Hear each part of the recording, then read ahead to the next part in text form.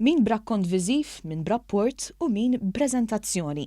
Dawn kienu l-modi li bihom studenti minn numru ta' skejjel Maltin għażlu li jissieħbu ma' laqda Young Reporters for the Environment biex iqajmu għarfien akbar biex jonqos l-użu tal-plastik.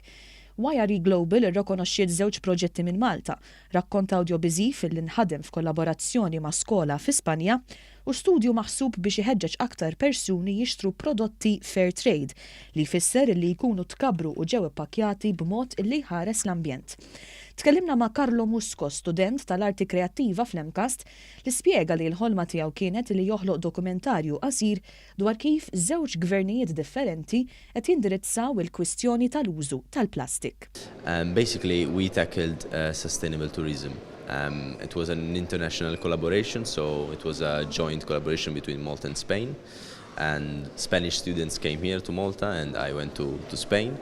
And basically we tackled how the governments are kind of tackling this issue of waste or waste of water resources, sustainable tourism in general. Wara li ġabar l-informazzjoni kien imiss li jibda x-xogħol fuq il-prodott finali innifsu. We wrote the script together of what the voiceover was gonna say.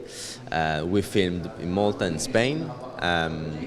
And basically the voiceover kind of explained the problem, and then we tried to join the visuals and explain what the problem was. Dan ma kienx l-uniku mezz kif l-istudenti Maltin għażlu li jwaslu l-messaġġ tagħhom.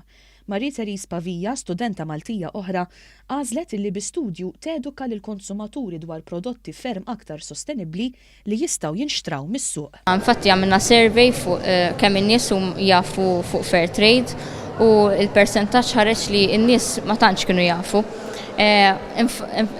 Infatti aħna lek għamilna dan il-video qasir ħalli nqajmu għarfien fuq il-fair trade u biex in-nies jibdew jikkonsmaw iktar prodotti fair trade u jħajru lin-nies oħra jixtru l-prodotti hekk. Ma' Marie-Therese u ma' Carlo iltqajna waqt laqam ta' diskussjoni li l-istudenti kellhom mal-Ministru għall-Ambjent José Herrera. Audrey Gauci, il-koordinatur Maltija għal Young Reporters for the Environment, spjegat temi oħra li l-istudenti ħadmu fuqhom tul din is-sena. Young Reporters hemm 37 qed jipparteċipaw, ir-rigli għażlet 10 pajjiżi u fosthom aħna wieħed minnhom dal-aħħar sentej biex jipparteċipaw propju f'dil kampanja fejn il-focus ikun iktar fuq il-litter, fuq is-single use plastics u fuq kif aħna nagħmlu biex innaqsu. Kellna issues interessanti ħafna min-naħa tal-istudenti, kien hemm min attakka l-boros tal-plastik ta' min il-ħaxix u l-frott u marjat il-match bags bil-flus li kellhom biex n-nies ma jużawhom x'iktar. Kien hemm attakka l-junk mail skont l-issues tal-iskejjel li kienu qegħdin idejqu.